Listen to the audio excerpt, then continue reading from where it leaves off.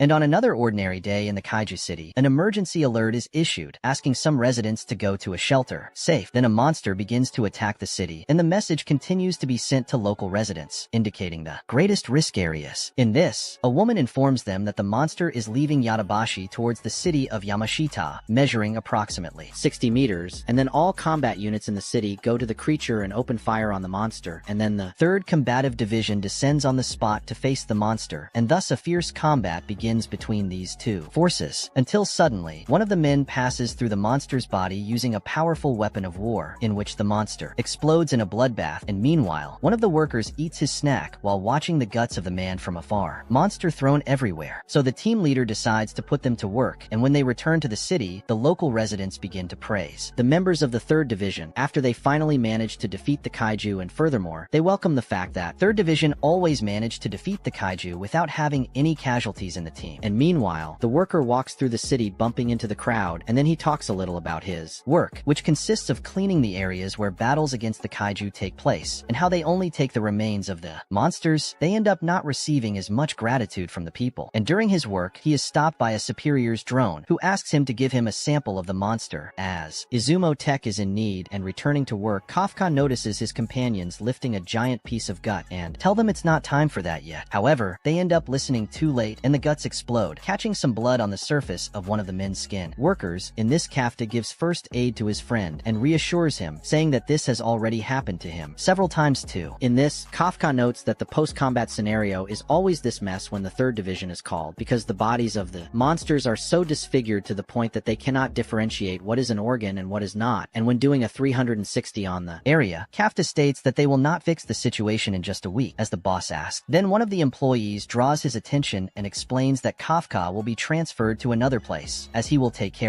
of the intestine area, and upon hearing this, he begins to despair, but is forcibly taken to the place where another employee. One wonders if working on the intestine is really that bad, and the colleague next door doesn't even bother to answer that question, as they just need to remember what goes on. Intestine. And because they are exposed to such an unhealthy scene, many of them are unable to eat for a week after work in this place, and after the dirty work, Kafka arrives home tired and disgusted, because even leaving the place, he still is able to smell the bad smell in the environment. And then to distract himself, he pays attention to the article on TV, which talks about a Kaiju who was defeated thanks to acting. Heroic form of the 3rd Division of the Defense Force. And the leader of this division is the prestigious Captain Mina Ashiro. And in addition to having won this title of captain with just 27 years old, she was also responsible for eliminating hundreds of Kaiju. Apart from that, her cool and elegant attitude makes her the most popular captain among them all. And as if that wasn't enough, there are rumors about Mina Ashiro also running for the position of commander, said. Therefore, the journalist claims that the girl indeed has a bright future on her way.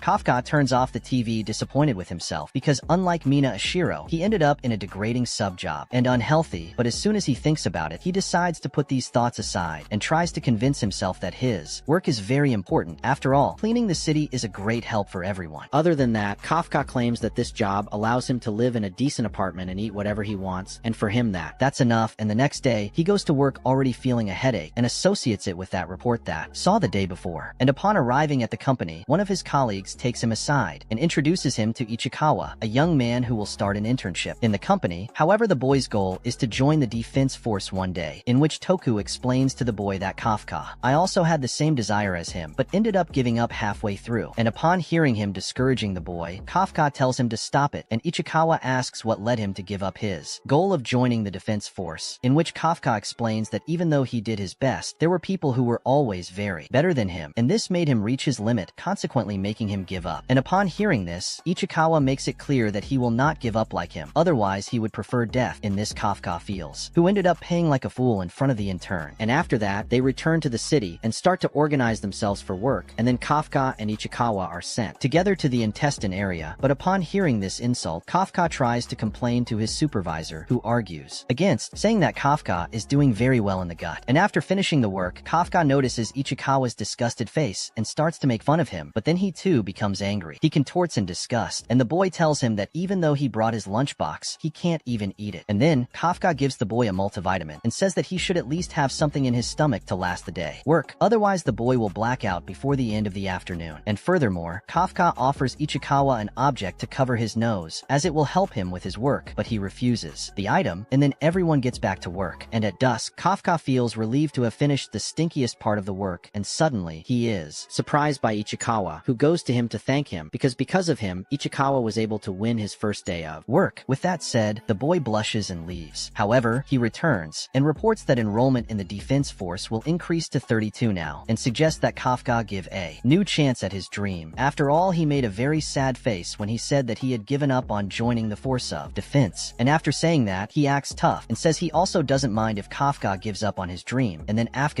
thanks him for the touch, and says that the boy is much nicer than he imagined. But during the conversation, a creature appears on Ichikawa's back to attack him, but Kafka manages to save him in time. Something worse happens, and after both are thrown away, Kafka tells the boy to get out of there as quickly as possible and asks, "Help once you are 100% safe." In this, the boy tries to argue against it, saying that he too must survive, but Kafka states that it won't make any difference if the boy stays there, because he will only die too, and if that happens, Ichikawa won't be able to join the defense force. And upon hearing this, the boy obeys him and starts running away, and as for Kafka, he tries to get the monster's attention away with a metal bar. And while running from the creature, he finds a safe place to hide, where the monster can't get through. In this, Kafka continues running to the end of that narrow alley and jumps against a window, completely destroying it, and at that moment, there is a memory from his childhood, where he complains about the Kaiju destroying the entire city, because after having his video game destroyed, he was unable to finish defeating the boss of his game, and the girl next door notices that. He is sad for a very superficial reason. After all, she is angry about the fact that her cat Maiko died in this incident, and upon finding themselves in this sad situation,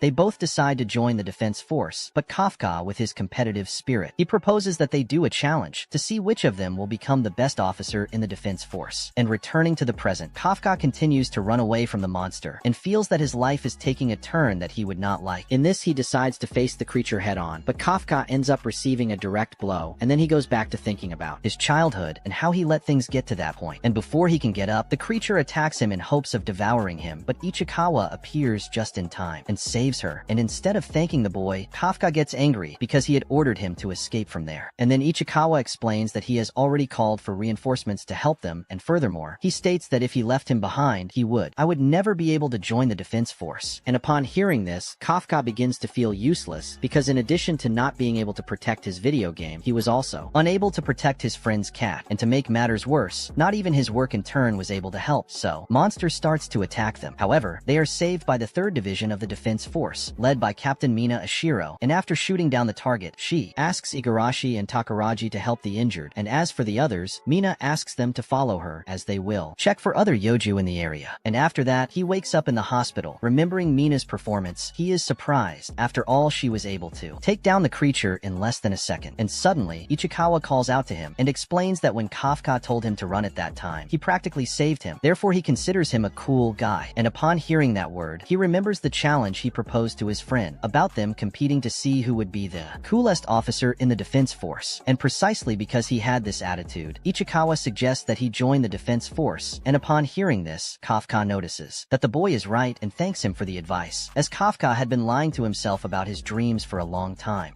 and then he decides to give the defense force a chance. But as soon as he says this, he is surprised by a strange creature which enters his body through his mouth. In this, Ichikawa notices a strange movement coming from Kafka's bed and goes to see what's going on, and then he comes across Kafka in a Kaiju version, and then a man sees him and decides to report it to the defense forces, but Kafka and Ichikawa get the short end of the stick. And in a childhood memory, Kafka tells his friend that the Kaiju's weak point is their legs, and upon hearing this, she says she has afraid of facing one of these monsters so much bigger than her, and then Kafka reassures her, saying that he will be on her side whenever she is scared. But in the present, the girl claims that these words were nothing more than lies, so someone calls her and informs her that a Kaiju appeared at South Yokohama General Hospital, and then she claims that she will mobilize her team to go after the monster and eliminate it as quickly as possible, and she says this while with an ultra-angry tiger by her side. Upon hearing the guarantee from Kafka's protection, the girl notices that he is talking like a manga character, and this makes her laugh. Uncontrollably, the boy blushes and asks her not to tell anyone what he just heard, and after finishing her laughing fit, she thanks him, because in fact the girl feels safer being by his side, and returning to to the present, she calls on her troops to go after the kaiju at the Yokohama hospital, so the government issues an alert to the entire city talking about the appearance of a kaiju nearby. And then, one of the civilians walking the streets complains about the noise the government makes when it announces something. And what about the other local residents? They hear on the news that they must flee to shelters or stay as safe as possible in their homes. And meanwhile at the hospital, a man is scared by the presence of the kaiju, and then Ichikawa notes that they will have to find a way to clear up this misunderstanding as soon as possible, so he asks Kafka to smile, but in doing so, he ends up having a heart attack. The old man, and when he worries about the old man, Kafka goes to him to see how he is. However, when he puts his hand against the wall, Kafka causes enormous destruction there due to the strength he gained after being transformed into a kaiju, and with that the other patients leave their rooms to see what is happening. And as for Ichikawa, he believes that the best thing to do is to give up, as the defense force is already going there to eliminate him, so Kafka decides to escape through the window, but when trying to open it, he causes another mini destruction, but both of them manage to escape. In this, Mina Ashiro's team is informed about the kaiju's escape from Yokohama hospital, and then one of the soldiers explains that he is fleeing to an evacuated area, and meanwhile, Ichikawa is confused about what is happening, as he has not yet. It dawned on Kafka that he became a kaiju, and to confirm things, he asks Kafka if he is himself, but Kafka says he is in doubt about his realness, identity, and as soon as he says that, his body starts to expel some colorful pests, making Ichikawa even more confused by it all. In this, his tongue simply jumps out and devours a still alive bird, and after that, Kafka finally returns to his home normally, but before continuing the race, he decides to take a break to pee, but Ichikawa claims that they are no time for that now. And then, Kafka ends up urinating while running, and this leaves him visibly shaken, as he believes he won't make it. Another romantic couple after going through this humiliation, in which Ichikawa reminds him that he has more important things to worry about. Worry for now, so he should get up and keep running. And then, the boy tries to lift him by force, but Kafka feels invalid now that he has become a kaiju, and wonders if he will be able to join the defense force now. Ichikawa is sure that he won't. After all, this organization protects people precisely from kaijus like him, so if they catch him, Kafka will be killed instantly. And upon hearing this, he comes to his senses, and realizes that now his dream of joining the defense force can no longer be fulfilled. And then he starts to regret, because that way he won't be able to surpass his childhood friend and win the challenge that they did to each other. And as for Ichikawa, he finds an isolation area, and notes that that is the best place for them to hide. However, Kafka notices something approaching from beneath the ground, and meanwhile, the defense force identifies another kaiju by the surroundings, and then Mina asks her companions to change the route to this new location. And when you manage to identify the monster, Kafka states that he is the same guy who attacked them the other day, in that Ichikawa deduces that the defense forces will pursue him less now, as they will need to deal with two kaiju, and so the boy states that this is the best time for them to hide. And upon noticing Kafka's concern about the other kaiju, Ichikawa reassures him, saying that the defense force should already be ready, arriving at the scene after all they were called some time ago. In this, he decides to continue with the escape plan alongside Ichikawa, and meanwhile, a little girl cries when she sees her mother under the rubble caused by the destruction of the kaiju, and then, the mother asks her daughter to take the opportunity to escape, but when, instead of running, the girl tries to save her mother by removing the rubble from her, but she doesn't have enough strength to move the furniture. And then the monster locates them, and the mother again tells her daughter to run away, but the girl decides to stay there and die in the process. On her side, the monster destroys the place and begins to approach the victims, but before he can devour them, Kafka stops him by punching him squarely in the face. And when he does this, he is surprised with all his strength, and then he goes to the victims to see if they are okay, but at the same time, comes across that strange creature. The girl remains scared, so he helps the girl's mother with the rubble, and when checking her vital signs, Ichikawa notices that his mother is just unconscious. And as for the monster, he misses the beating and returns to the place to get more, and then Kafka asks Ichikawa, take the victims away from there, as the broth will now thicken. In this, he prepares an even stronger punch, and upon reaching his target, the kaiju simply explodes, spilling blood and piece of body everywhere. And after the rain of blood passes, Kafka turns his gaze to the little girl and asks her to hurry and take her mother to the hospital. So she hides behind Ichikawa because she is still very scared of him, and then Kafka goes to her and reassures her, saying that he will leave soon, as it won't take long for the defense force to get there, having said that he goes back to away. But the girl finally works up the courage and thanks him for his help. And upon hearing this, he remembers when his childhood magic also thanked him, and Ichikawa states that he has already called an ambulance to the scene and says that they must leave as soon as possible. But Kafka continues with a brief pause, and then says to him who won't give up because he still needs to find a way to stay alongside his magic. And as he says this, he partially returns to his human appearance, and after a while, the defense force arrives at the place where they are located, finds the remains of the kaiju, and when analyzing the situation, Mina is left without understanding anything, and then she goes to the little girl and asks what the kaiju she saw looked like. But when the girl remembers the monster, she is scared and unable to speak, so Mina says she will end everyone. The kaijus, so there is nothing to fear, but the girl asks if she also intends to hurt the good kaiju that saved her. Your mother. And a while later, the news shows a sketch of a kaiju, called by the defense force as Kaiju 8. And as he is still at large, the defense forces continue to look for him, and as for Ichikawa, he watches the matter with his colleagues, and notices that things have gotten much worse. In this he explains that it has been 3 months since Kafka started running away from the defense force, and because of his resistance, all the officers in the country were willing to look for him. In that case, one of the co-workers delivers a package intended for Kafka and Ichikawa, referring to their test scores for enter the task force, and when he takes his test out of the envelope, Ichikawa discovers that he passed the test. It is then he runs to deliver Kafka's envelope too, and meanwhile, employees theorize among themselves about the possibility of whether Kafka passed the test or not, and Toku states that this is the last chance Kafka has to pass this test exam. And returning to Ichikawa, he finally reaches Kafka and informs him that he passed the first phase, but when he saw his friend all exposed as a kaiju, he gives him an intense two-legged flying, and reminds him about his current state, in which Kafka confesses who forgot the seriousness of the situation. And when remembering how they escaped from the hospital, Ichikawa explains that they had to lie to the doctors, saying that they fled as soon as the kaiju appeared. Having said that, he hands over his friend's test, and notices that he apparently wasn't as happy as expected, in that Kafka explains that his real difficulty is in the second phase of the exam, and speaking of which, Ichikawa asks if he will go to phase 2 with your current body, and Kafka says yes, as he guarantees that no one will suspect him, but Ichikawa reminds him that in the second phase, they spread. There are numerous officers around the place, so if they discover Kafka's real identity, he will be swept away. But upon hearing this, Kafka states that he will face this situation in the same way. After all, he spent the last 3 months studying hard for that day, and besides, the fact that he is 32 years old makes this his last chance to enter in the defense force. In this case, Ichikawa guarantees that he will be his rival in this test, so both of them must try hard, and then Kafka decides, taking the cap off his bottle, and in doing so he cannot control his strength and transforms into a kaiju. In this case, Ichikawa takes back what he said before, and asks Kafka to miss this test, but he insists, and guarantees that he will give everything right, even if everything is going wrong right away, and then, Ichikawa asks him to fix his appearance, because the other employees will arrive soon. And 10 days later, the day of the second phase of the defense force examination finally arrives, and upon noticing the extent of the base Tachikawa, the boy is surprised by what he sees, and compares this base with that of Kamagawa, which, by the way, is much smaller than this. In this, Kafka explains that the Tachikawa base shares that area with a garrison of the defense force, so if something happens, these two organizations work together to control the situation. In this, Ichikawa notes that if Kafka transforms into that coal, he will die practically in seconds, and during the conversation between the two, a girl interrupts them, calling Kafka an old man, in which he tries to defend himself, saying that he is only 32 years old. It practically just came out of the oven. And then the girl gets straight to the point, and asks him to remove her van from there, as she can't park hers car. Kafka notices that she is clearly having a tantrum. After all, there are many other empty spaces, but the girl explains that you need to park in space number 55, as your lucky number that day is 5. In this, Kafka insists on leaving his vehicle in place, and then the girl simply removes the van from the place with her own hands,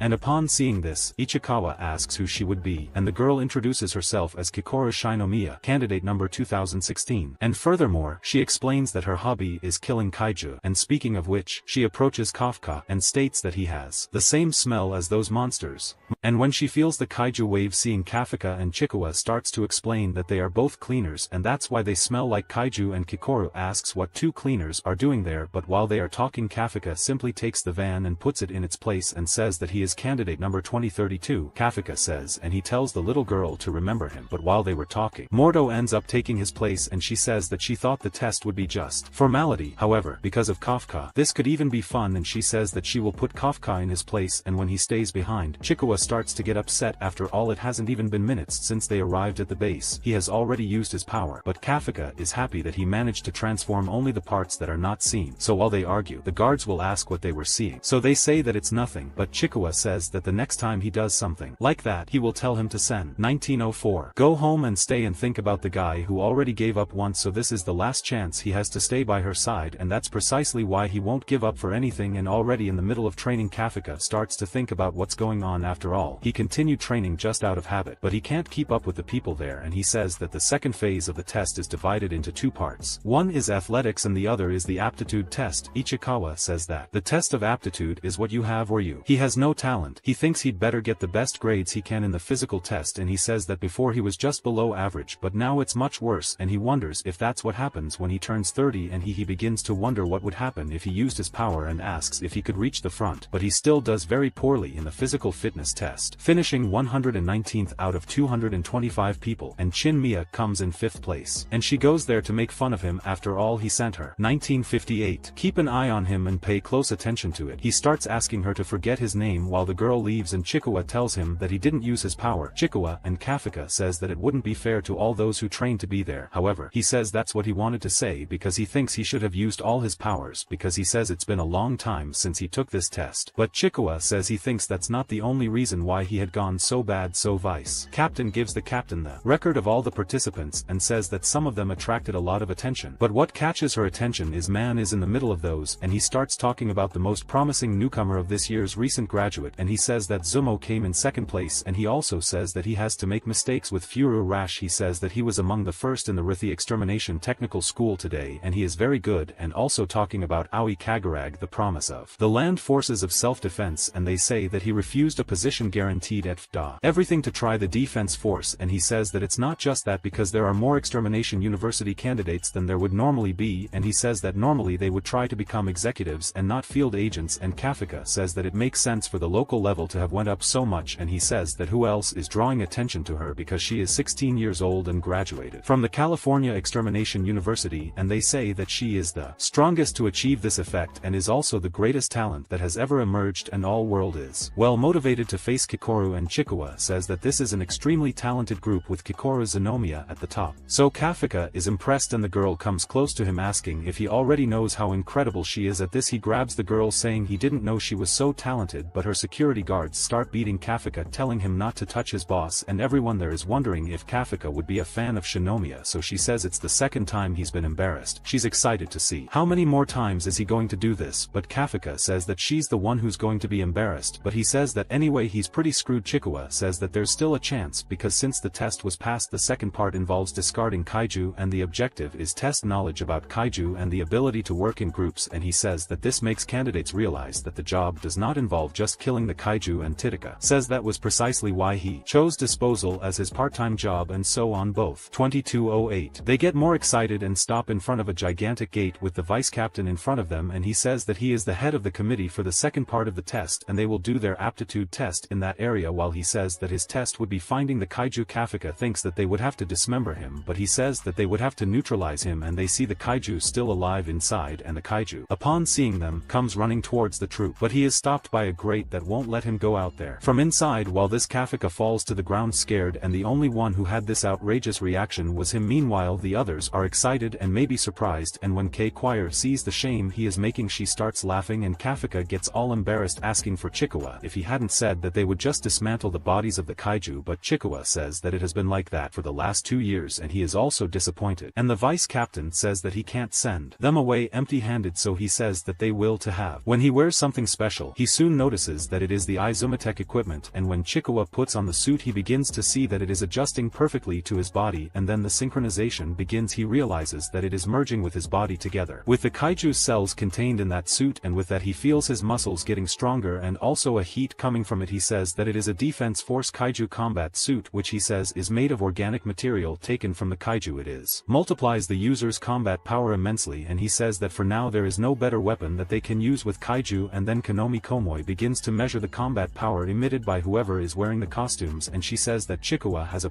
combat power emitted is 88%, while Zumo has 18%. In turn Aoi Kagurag has 15% and Haru Pierce's Rash 14%, and Vice Captain says that the combat power emitted is a measure of how much he can extract from the suit when he manages to activate it, and he says that even after training a little he would be able to reach up to 20%, and Konomi is surprised because it is already lucky to have one candidate per year who is above 10%, and the Vice Captain says that this year's batch could be one of the best in history, and soon everyone is surprised. After all, Kirochi Nomiya manages to release 46% of the power of that suit, and in that VSE Captain notices that she is already at the level of a platoon leader, and they note that this really is the greatest talent in history, and they even say that she may have broken some record. So Chikawa Chikawa is sad because he only receives 8. But the vice captain tells him not to stay sad because just by not receiving a 0 he will pass. He says he has never seen a 0 in history, but someone appears with a 0 and it is our protagonist, and everyone is surprised by this, and the vice captain starts to laugh, but he has never seen 1-0. Meanwhile, Kafka starts to say that he's trying to express a little more power from the suit, but he says it doesn't work like that. If he keeps pushing he's going to end up shitting himself, and Kafka starts to get scared. After all, he says there must be some trick in that. 2400 hours 47. And he thinks he needs to discover the trick before the test ends, but Kikoru starts to get irritated, telling him to show the power she saw in the parking lot, and now that everyone is in the vice captain costume he tells them to start the test, and then they go to that city, and I'll see if Captain explains that his target is the 36 Yonju that were distributed throughout the urban training area, and he says that those kaijus caused 16 deaths last year. They captured him for the test server, and he says that they go face them with anti-kaiju weapons, and they will also be monitored by drones, and if they notice that they are in danger they will remotely activate the suit's shield. But he says that if the situation comes to that it means that they did not pass, and she says that she can't guarantee that they will survive this part, but if they accept the terms they are released, and so everyone leaves and the owl starts to walk along the walls, and she quickly shoots the first kaiju, leaving the others behind to finish killing.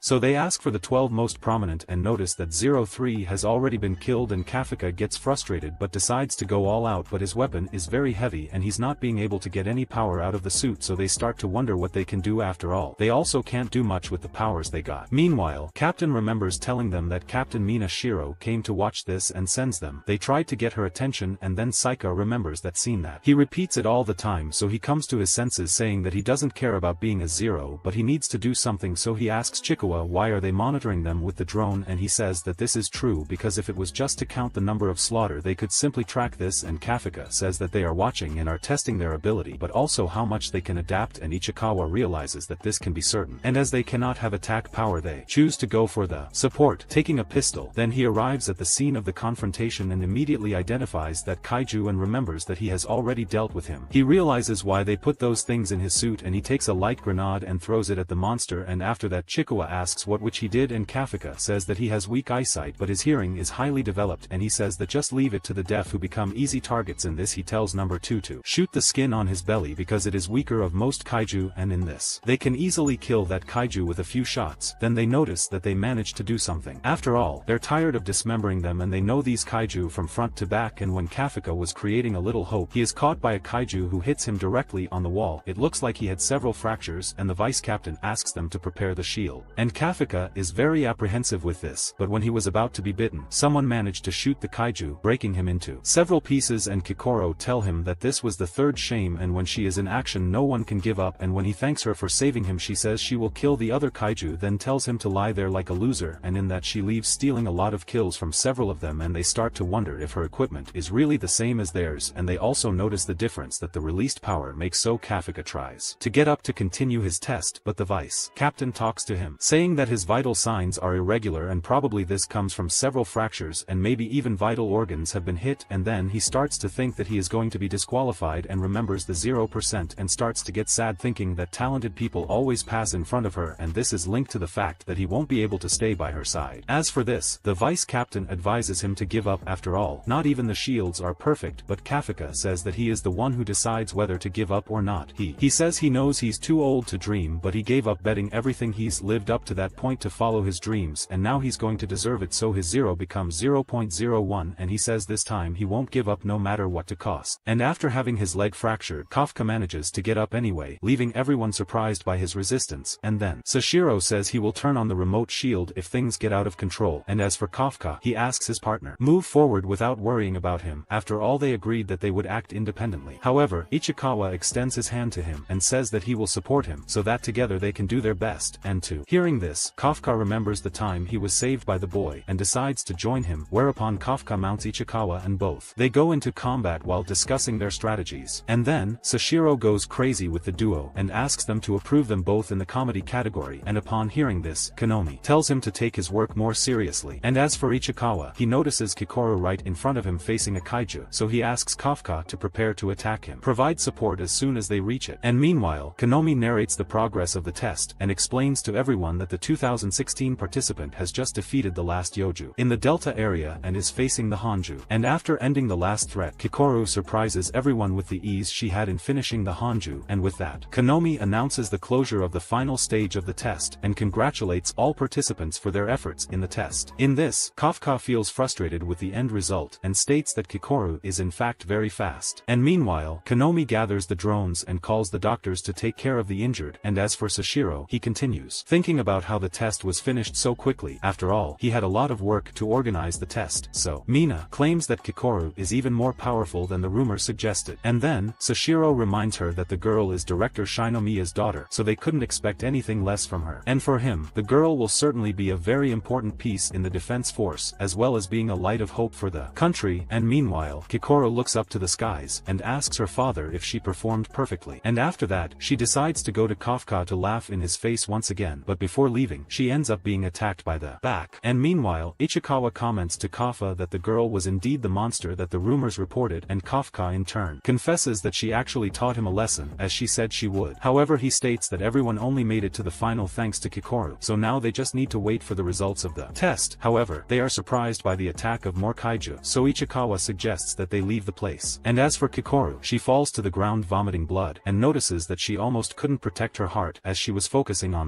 your shield in just a single point on your body. But even though she was injured, Kikoru decides to get up and continue the fight, and then the monster says he is surprised to still see her moving. The girl is shocked to realize that that creature is capable of speaking. After all, this demonstrates that he is a kaiju with some degree of intelligence. Then Kikoru aims his weapon at the monster, but he manages to hit it faster, knocking it back against the monster ground. And then Konomi notices that Kikoru's vital signs are not normal, and as for the kaiju, she notices that the creature has already been defeated previously, but even so the monster still continues to emanate vital signs. Therefore, they decide to activate the remote shields on all candidates, in addition to flying the drones over the area once again. And as for Kikoru, she hears the evacuation order, but decides to go against the suggested rules and continues in the fight, saying that that monster needs to be stopped by someone, otherwise many lives will be taken. In this, she remembers her father's order, where he said that she must be a perfect warrior, aiming only for the future of the society, her nation. But the kaiju attacks her again, throwing Kikoru out of her sight. And even though she is at her limit, the girl insists in not surrendering. In this, she remembers her school days, when she was considered number one in her class. And upon seeing her friend's achievement, Risa congratulates her, and followed by her, she leaves with her father, who promises to give her a gift for her also performed well in high school. And as for Kikoru, her father just says that she didn't do more than her obligation, and he again pressures the girl to be perfect for the good of her nation and for the honor of her mother. Kikoru accepts her condition, but with a sad expression on her face.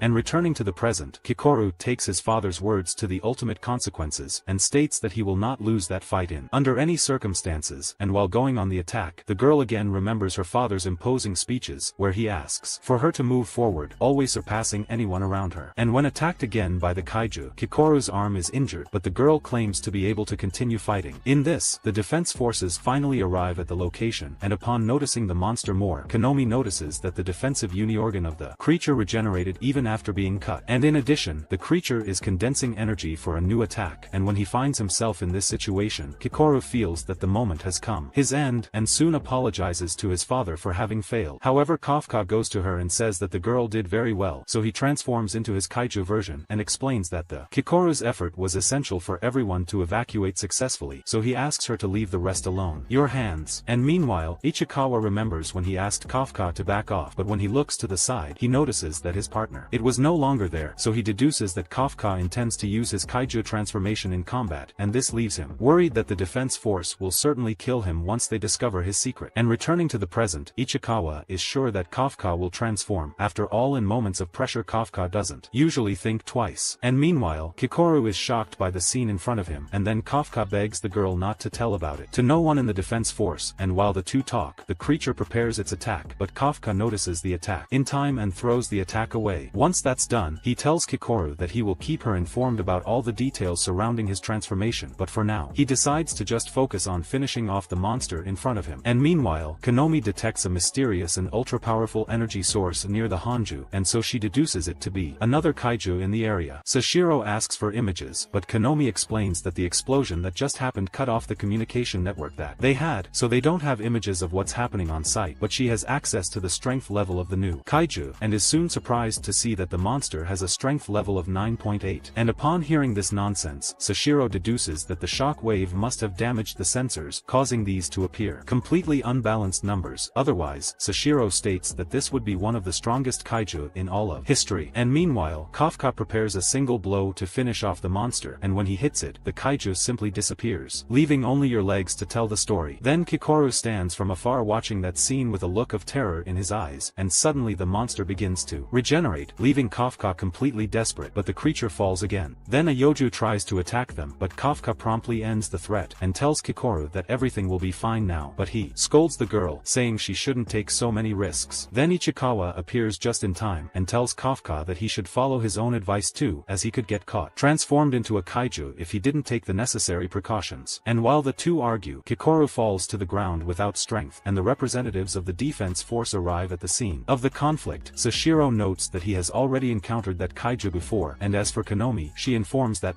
three candidates reached Shelter 6, being Kikoru, Ichikawa and Kafka. In this, Sashiro analyzes the situation, and states that Kikoru would not be able to cause this damage no matter how strong she is, and so Ashiro asks his helpers to bring an investigation unit and a dismantling unit, and while then she and Sashiro will be in charge of eliminating the remaining Yoju. And Sashiro, in turn, states that they already saw this same scene of destruction 3 months ago, and then he starts to think that there is a link between these two incidents. And meanwhile, Kafka returns to the hospital all broken, and Ichikawa explains that Kikoru is also seriously injured but is already being looked after with the utmost effort by the defense force, and upon hearing this, Kafka feels left behind, and says that, "I would like to receive this same special treatment that the girl is having access to." And Ichikawa explains that Kafka only broke one bone, so he doesn't need so much care, and he calms down and comments with Ichikawa, who hadn't competed with such incredible people in a long time, and having that feeling made him realize that there is always a better person than him at anything. However, Kafka states that this feeling makes him very excited, therefore he barely cares about it, and in the middle of the conversation they are surprised by Captain Ashiro, who thanks them for taking Kikoru to the shelter. With that said, she leaves the local, and then Kafka tries to talk to her, but soon gives up and says he will only talk to her when he becomes an officer. And meanwhile, Kikoru remains hospitalized and regrets not having performed perfectly, so Sashiro enters the room and informs her that the kaiju who were resurrected were killed, and furthermore, he states that they all only survived because she killed the Hanju. But upon hearing this, Kikoru remembers that it was Kafka who ended the monster, but she takes responsibility for this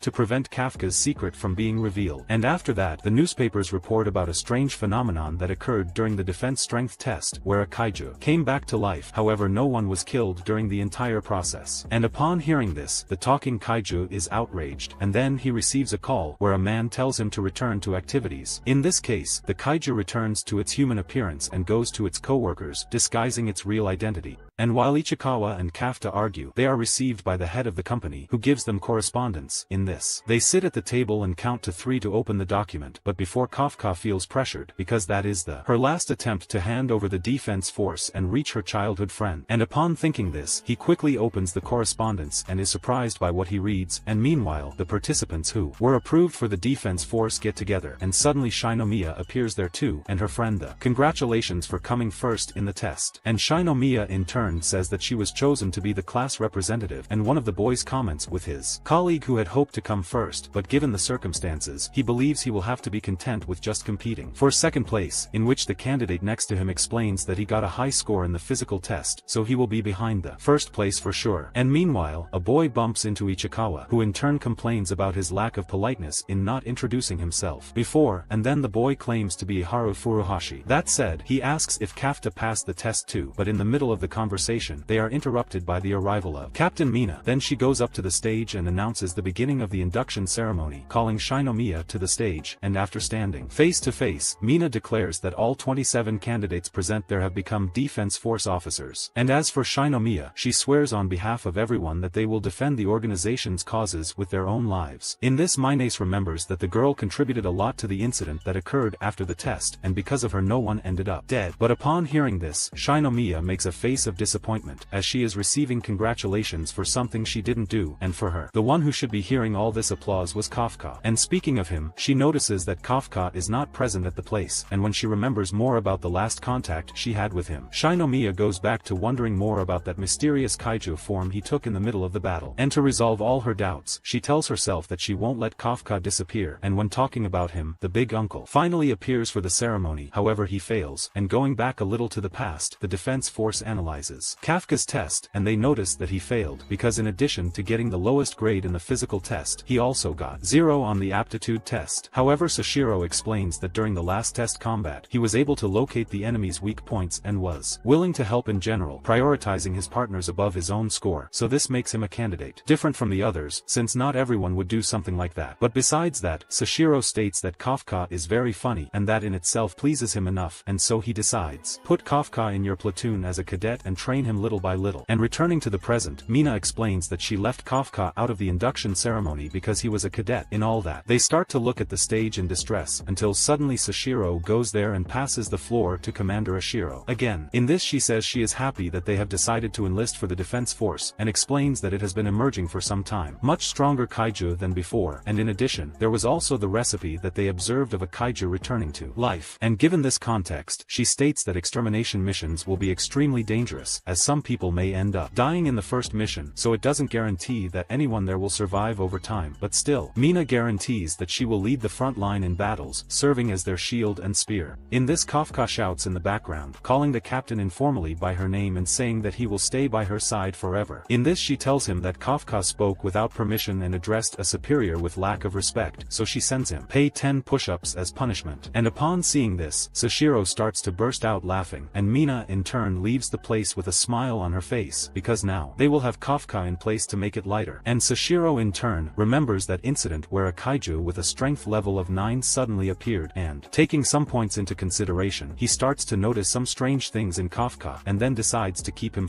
close until you discover what he hides. And as for Kafka, he finally finishes his push-ups, so Shinomiya calls him so they can talk, but she claims that it can't be there, and then Iharu deduces that she's thinking about declaring herself to him, but the girl says it's nothing like that. And when they go to an isolated place, Kafka explains to her that he became a half kaiju after ingesting one of them, and his idea would be to tell the defense force, as they could help him in this regard, but Shinomiya tells him to forget that idea. After all, it will be subjected to countless tests and experiments. And furthermore, she states that he will never become an official if he reveals his secret, and because he is a strong kaiju, the defense force will certainly use parts of his body to make special weapons after defeating him. And upon hearing all this, Kafka is terrified and asks Shinomiya to keep his secret under lock and key. Ichikawa calms him down, and the girl says she will help him. After all, he saved her life during the test. However, Shinomiya says that if he becomes a kaiju that threatens humanity, she will take care of killing him herself, to which Kafka smiles and agrees with her. And after that, during training, Ichikawa watches himself to perform as well as possible, and at the end of his training shot, Sashiro notices that the boy has evolved a lot in a short time, and as for Iharu, he is filled with envy and decides to leave for training too, but with a very competitive mind. And in the end, he gets better points than Ichikawa, and with that he boos the boy to boast, and sends Ichikawa lower his ball now since he is better. And in the midst of this confusion, Shinomiya finishes her training with points even better than Iharu's, so she asks the two stop arguing, after all their scores together are still worse than hers. And meanwhile, Kafka finishes his test with points and an overwhelmingly bad time limit, but he still proves to be happy to have evolved his combat power estimation rate from 0 to 1%, and then he runs up to Shinomiya to brag, but she reminds him that her score is 55%, putting his to shame. And upon seeing this scene, Sashiro catches Kafka's attention and says that he will never become an officer if he continues at this rate. In this, he tells everyone to walk around the perimeter 10 times, and so they can finish training for that day. He notes that the candidates are competing with each other, which makes them stronger. And during the post-workout shower, Kafka complains about tiredness, and Iharu, he suggests that Ichikawa cultivate more muscles, but he states that their physical scores are practically equivalent, and Kafka notices the boys arguing over nonsense, and show off your muscles to them. But when he runs out of strength, Kafka returns with his big-bellied uncle physique, making Iharu burst into laughter, until another spotted Jpovum goes to the place, making Iharu stop laughing immediately. And meanwhile, Shinomiya and the other girls, they come across a mine in the bathroom wardrobe, and then she allows the girls to pass, and Shinomiya, in turn, analyzes Mina's muscles, and finds it strange that she to be so strong despite having modest muscles, so she asks me to tell her how she manages to have that physical size, and so the captain is willing to go through the training she does. And meanwhile, Iharu asks everyone why they want to join the defense force, and says that in his case, he always admired Mina, especially after she saved him in his high school days, which made him want to be like her one day. One day, other guys say that your goals are the same as his. And then, Iharu asks Kafka's motivation, and he starts explaining that Mina was his childhood friend, and since they were children, they were already planning to join the defense force together. And after revealing many things about his past, Kafka decides to sneak out, but the guys pull him back, asking him to tell the rest of the story. And then, Kafka starts saying generic things to try to make an excuse, and after that, Shinomiya goes to the boys to see how they are and discovers that they talked so much to the point of blacking out, and as the days pass, they return to dedicating themselves to their workouts. And on a specific night, Kafka decides to start trying harder, as he will need twice as much effort from his companions to get somewhere, and in the middle of his studies, he is interrupted by Sashiro, who suggests that he go get some sleep. After all, that is also part of the job, but Kafka says that if he doesn't try his best, he will be fired from the defense force for poor performance. In that, Sashiro deduces that he would be fired for mine. After all, Kafka himself was saying this in the bathroom, who, by the way, fears being wiretapped, which records all conversations that occur on site. In this, Kafka states that he promised to fight alongside Captain Mina, and upon hearing this, Sashiro says that it sounds like he wants to steal his place as vice captain, but Kafka reassures him, saying that he didn't mention that intention. And then, Sashiro gives Kafka just 2 more hours to study, and says he won't let him take his place next to the captain, Mina, and furthermore, he suggests that Kafka try not to get too close to the other officers. After all, they care too much with their back for always having someone behind them. With that said, the alarm goes off, and Sashiro says it's time for Kafka's first mission.